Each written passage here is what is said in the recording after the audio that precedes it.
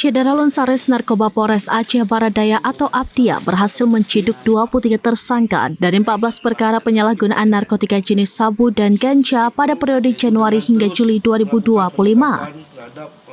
Hal itu disampaikan Wakapolres Apdia Kompol Misianto didampingi Kasareskrim Ibtu Wahyudi dan Kasar Narkoba Ibtu Bagus Pribadi dalam konferensi pers yang digelar di halaman Mapolres Apdia pada Rabu 9 Juli 2025. Para tersangka ucap Misianto ditangkap di hampir semua kecamatan dalam wilayah Kabupaten Apdia.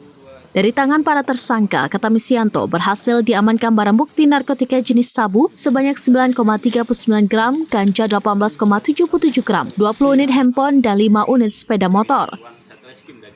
Jika dibandingkan dengan periode Januari hingga Juli 2024, grafik penindakan perkara narkotika di wilayah hukum Polres Apdia mengalami penurunan. Misianto juga merincikan dari 34 tersangka tersebut, 16 orang kasus sabu dan 18 orang kasus ganja. Dari para tersangka sebut Misianto berhasil diamankan barang bukti berupa 72,33 gram sabu dan 4.089,19 gram ganja. Dari Aceh Barat Daya, Masrian Mizani, serambinews.com.